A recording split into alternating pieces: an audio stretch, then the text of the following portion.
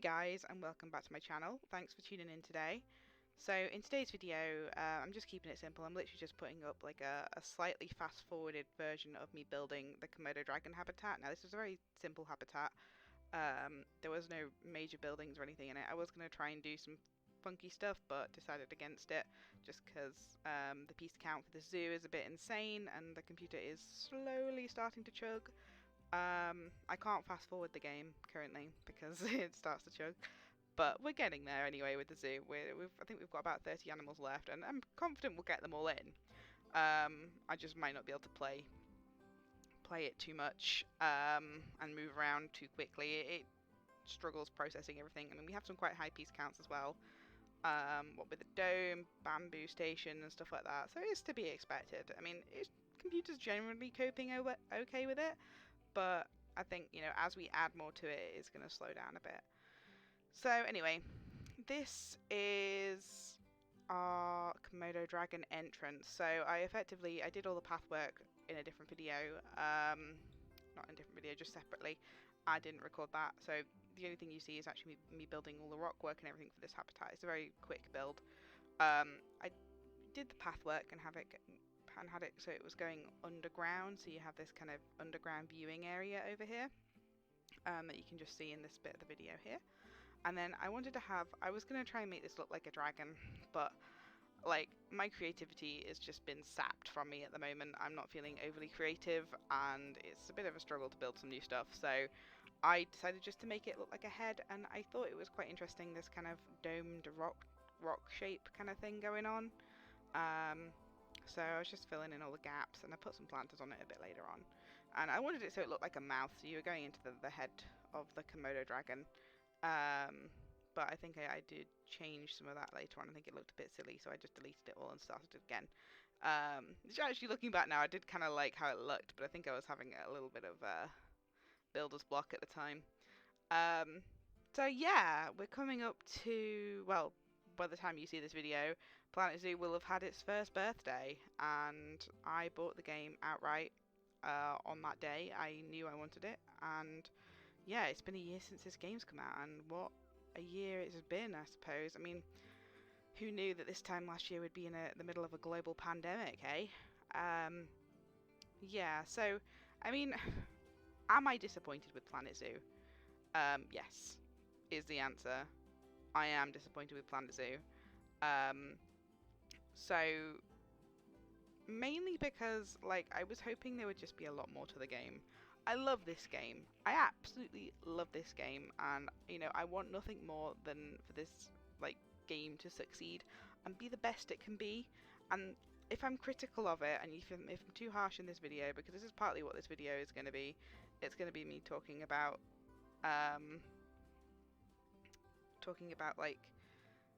what I think Planet Zoo could do better and what I think is missing and why Planet Zoo is failing, because people aren't playing this game anymore. And you know what, I get that it's one of those games that a lot of people play for months on end and then they'll stop playing and then they'll come back to a few months later. I can almost guarantee that as soon as I finish this project, I won't be playing Planet Zoo for a bit, and I'll do some other things and then I'll come back, just because I can already feel that, I started recording to keep my motivation up because I never finish anything. I start building something for chunks at a time and then I just kind of give up. So yes, the whole idea is that I'm working on this zoo to have a complete project. I want to finish the project, which is why I'm recording it. But yeah, so I mean, it's been a year, and how many DLCs have we had? We've had the Arctic DLC, we've had the South American DLC, and we've had the Australian DLC. So that's 3 DLCs a year? I mean, that's pretty poor. Considering what we get in the DLCs. You know what, I was hoping we might have had 2 DLCs before Christmas. I understand that there has been a global pandemic. I do understand that things, have probably been delayed. There may have been a plan for 4 DLCs this year, but I mean, come on. We could have had an extra DLC this year easily, and I think people would have probably been a bit happier with it.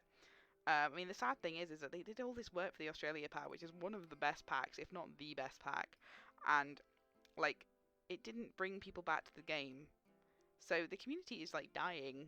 It really is, and it's such a shame because I love this game and I just want this game to be the best it can be. I want it to have an aquatics expansion. Like, I mean, really, I think that the model they're going on is a bit flawed. I think, to be honest, they should have had maybe, yeah, okay, had the smaller DLCs, you know, that's fair enough, but then they should have also had larger expansion packs alongside the smaller DLCs. So why could they not have done like an expansion pack um alongside like the DLCs? So we have like an aquatics pack, for example, that'll, you know, it's going to take a lot more work. Maybe it comes out once a year. Maybe they only have one big expansion pack once a year. But they're just, I don't know, they just don't seem to be listening to people. I mean, I'm looking at like other YouTubers like Rudy Ren Kamal, and like his like he's doing all this stuff to kind of show to Frontier like this is what it could be, you know, like these are the things we should have. I mean, there's some things that I think are missing, key elements, and I'm going to just quickly go through them now. So some of the things I think are completely missing are the guest interactions. So you're in a zoo, okay? It's not like Planet Coaster where the guests, they are going on the roller coaster rides. You're trying to make them fun for the guests. You're trying to make it so they enjoy them. It's, you know, it's not quite the same difference. You're going to the zoo to look at the animals, but also when you go to zoos in real life, you have playgrounds, you have like fountains, you have like carousels, you have little rides to go on. I mean, these are all things that I think Zoo Tycoon 2 did really, really well, that Planet Zoo is just lacking in. There's no real sort of interaction between the guests and the animals themselves, and it just feels empty. You know, it's just this empty void of, you know, where there could be like a lot more development and interactions and things. It's just kind of like this empty void. Yeah, so just go into this video a second. As you can see, I'm just building a load of rocks. I do copy and paste them quite a bit. It does look a bit crap the more I copy and paste them, but my game, the computer is struggling a little bit to process all these. And I am trying to rotate them around and make it look a bit different. I also kind of wanted to go for this kind of artificial kind of rock style. I wanted it to look sort of artificial and not necessarily real because they've built this habitat from scratch. Anyway, going back to my point. So, yeah, you know, they're just missing these key interaction points. And, you know, I look at what Zoo Tycoon 2 had. They had a uppy downy ride. I forget what they're called, like the free fall rides. They had a pony you could ride, that the guests could ride, you know, little petting farm zoo thing. They had photograph booths so that you could stick your head through like and become a lion and have your picture taken as a lion. They had one for the sharks when the aquatic pack came out. Like, this is the thing, like, the packs aren't really adding that much to the game. They need to be adding more, and it had so much potential. It really, really did. And I'm, you know, at the end of the day, people want this game and buy this game because they think they're buying a tycoon game, and they're not. It's like, it's not even a tycoon game, really. It's just a building game. And you know what? I love that aspect of it. I absolutely love the fact that I can build what I'm building right now, that as you can see me build it, and I think it's brilliant. That's, you know, something that I couldn't do in Zoo Tycoon 2, and that has added that aspect to it. But if I'm correct, Frontier also made Zoo Tycoon 2. So why have they cut out on all these features? You know, it's almost comparable to EA going from Sims 3 to Sims 4 and cutting out pools and toddlers. What a joke was that, right? Everyone was annoyed. And you know what? That's sort of the vibes I'm getting from here. Now, I'm not saying that Frontier is ever going to be the same as EA. They do tend to be, you know, listening a lot more. And I think that, like, you know, there is a lot more interaction than EA ever give. I mean, EA decided to throw out a Star Wars pack that everybody hated. And you know what? I'm boycotting The Sims now. I am refusing to play The Sims because I love that game. But I just cannot justify spending that much money on the packs when you just don't get anything for them. So, you know, it's one of those things. And it's like, so for Planet Zoo, they had all these things they could have done. And there is still time, Frontier, for you to go and make this better, make it, improve it. But the impression I get is that this was just a filler game, which is really sad, because there is so much that the Zoo Tycoon franchise is well known. A lot of people have a lot of nostalgia towards it, and it wasn't a gap in the market. I was waiting since Zoo Tycoon 2 for this game, or for a game similar to it. There just hasn't been something of a similar kind of level that, like, I mean, okay, so let's break it down. So the pros are the building, definitely the building side of it. The animals look nice, that's kind of it. Some of the animals have unique animations, and that's kind of it. Like, the management side of it is very, very boring, very, very simple. I would argue that franchise mode is easy. I mean, look at what I've been building in franchise mode. You know, I see some people complaining that they don't make money in franchise mode, and it's like, mate, I'm on $4 million here, and I'm treating this as if it's a sandbox. Okay, sure, you have to research things, but then the research system's a bit kind of bland, isn't it, really? I mean, there could be mini games or something that help you research an animal, or there could be, notifications to let you know you have researched this item. I mean, I liked that about Zoo Tycoon 2, was that you could research individual items, and if you wanted an enrichment item, okay, yeah, sure, the animals were limited into some of the ones you could get, but it was, at the same time, you had to sort of research the enrichment items, so you could get them, but they wouldn't have all the enrichment items or you wouldn't be able to meet all their needs. Another thing I think is really missing is I love the community challenge. Don't get me wrong when I say this. I do really enjoy the community challenge, and I think it's a nice aspect to have as part of the community. However, it's not really added that much to the game, and when I say this, I mean it from a sense that, like, Zoo Tycoon 2, for example, although it wasn't online, you had really good campaign modes. So you had all these different, like, campaign modes that you could unlock specific items from. In fact, the quagga from the Extinct Animals pack could not be unlocked until you did the campaign for it. That it gives you something to work for. This game currently gives you instant gratification, which is not satisfying for the player. It doesn't give you that, like, you build it and you think, oh, that looks good, fantastic, right, let's move on, let's do something else. Whereas if you had to work to unlock some of these items, you had to go through the campaigns, you had to, like,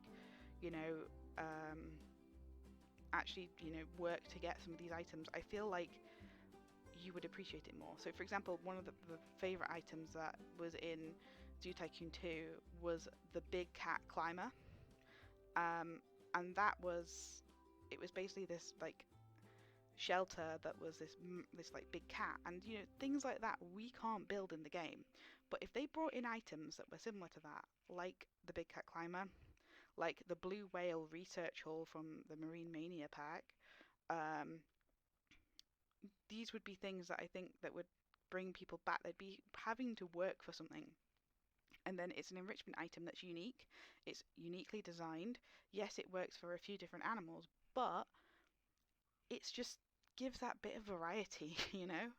Right now, like, I mean, the challenge is you go on the little trophy there and it just says breed an animal and you get money for it. How boring is that?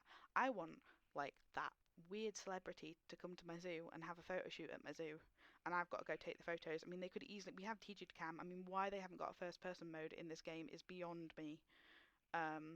Yeah, okay, yeah, you can use TGD Cam, but why not just have it built into the game? And why not have a camera built into the game? Like, part of the fun of this game is people making screenshots. It's people, like, taking screenshots and showing them to people. So why not just make it easier? Why not have a camera button that when you press it, it saves it to the Steam Workshop automatically, or to your profile, so you can upload the screenshots. It just and there's so many people that don't know how to take screenshots. This would be a fantastic way of getting people to take screenshots, and also adding it into the challenges. You could have, like, the albums like they had in Zoo Tycoon 2. So yes, that's one element I think is missing, is the campaign modes. I think the campaign modes are way too easy, they're way too simple, and you don't really get that much rewards. I mean, the animal rewards are a bit naff, to be honest. I would like some unique items or something that you can get. The other aspect I think is a bit naff is the fact that, we've gone online, but I still can't share my zoo with people. I've got friends who play Planet Zoo, and I would love to walk around their zoos in first person mode. I would I mean, okay, yeah, I can go to the workshop and download it, but I mean, come on, is there not an easier way of doing it? You know? Why can't one person say that this is the zoo I want to show off, and you just click on it and you can go and walk around it, you know? Um, and as well, trading with friends is a big thing for me. I was really hoping this game would have that. I was hoping they would implement it and update it, but they haven't, and it's just so sad because this game could be so much more than it is. I mean, the fact that we haven't even got aviaries as well is really sad. I mean, yeah, we can build an aviary, but I mean, how many thousands of pieces do we need to build an aviary? When it could just be one big piece that the game has already created. I mean, surely there must be some people working at Frontier who desperately want to add to this game. Um, but yeah, so that's kind of where I feel with it. I feel like there's a lot of elements that are missing, and I don't think they're going to be addressing them anytime soon. Um, Also, it would be amazing if we could just have some form of a roadmap or something to indicate the potential direction this could be heading in. You know, like I get developers don't want to show what they're building before it's done, but at the same time, I would really appreciate just knowing that they're not giving up on this project because that's how it feels right now. It feels like they've just given up, and I just. I get there's been a pandemic, and I get there's maybe delays that have been. But I mean, for example, look at Prehistoric Kingdom, right? So Prehistoric Kingdom has um, it's in development still, but they have announced that within the first year of it being out, there is going to be an aquatics pack. How cool is that? So they're gonna be having obviously sizable expansions from the sounds of it. Like I think this is the thing. There is no competitors to this game right now, the Planet Zoo. So what motivation do they have to make it better? And it's just really sad. Um, I mean, I love the safari rides and things like that, but why couldn't we have other rides? I mean, they've obviously thought about it. I mean, personally, I don't ever see me using a gondola in my zoo, but I would probably use like um, a petting zoo feature. I mean, we could have little. I mean, zoos. You go to zoos all the time and you get to feed the animals. I mean, why couldn't we have little feeding stations where the guests can buy food and that helps cover the food costs? I mean, the fact that we're lacking like people and as entertainers or educational like speakers who that aren't a little electronic device. I mean, an actual person speaking and talking is just crazy. Um, I mean, that was the other thing with Zoo Tycoon 2. You had the animal shows. Like, okay, yeah, it's we live in a different time that's like, and it's not ethical, and maybe we shouldn't be encouraging it. But first of all, one, it's a game, and two, you can still make it educational and just say that this is not a good thing to do. Yeah, have fun doing it, but why don't we just enjoy it in the game rather than enjoying it in real life? And again, like we're probably not going to see an extinct animals pack with this game, I don't think, ever because of Jurassic World Evolution. And don't even get me started on Jurassic World Evolution. In fact, I'm going to be doing a review at some point of Jurassic World Evolution just because I hate that game so much. I hate it. I really do. It was just such a travesty, and like it was just they could have done so much with it, and they didn't. Like this game, but I mean, I love zoo games. I love animals. I chose a career that would mean I'd be protecting animals or helping working with animals and stuff like that. And yeah. So anyway, this is the Dragon's Lair habitat. Back to what this whole video is about. And this is basically a lot of rock work. To be honest, it's more rock work than the whole habitat is just rock work. It's almost as much rock work as the Himalayan bear habitat, and I really like how it turned out. It was just kind of fun to build. It was very, very straightforward, very simple. As you can see, I was just using basically one rock type and just layering it, rotating it, layering it, rotating it, layering it in all different ways. And then just to kind of create this big rocky viewing platform. And I'm pleased with how it turned out. And we're coming to the end now. I will do a little quick tour, but the next video is a koala video, which will also be a fairly short video. This video is probably a bit longer than anticipated, to be fair. Oh yeah, and that's going to be the areas for, I think it's like the Lehman's frog and the iguana, because they've still got some more like exhibit animals to go. But yeah, anyway, thanks for tuning in. I hope you enjoyed my Spooky Beat videos last week. I spent a fair bit of time trying to do it all. It's also, I don't really played too many games, and I wanted to do something that I was already playing just to make it easier. So that's why I did Project Winter and the Long Dark, really, and also the tour. Um, I will be starting a Long Dark series as well now that Shelter 2 is over, because obviously Shelter 2 is finished this weekend.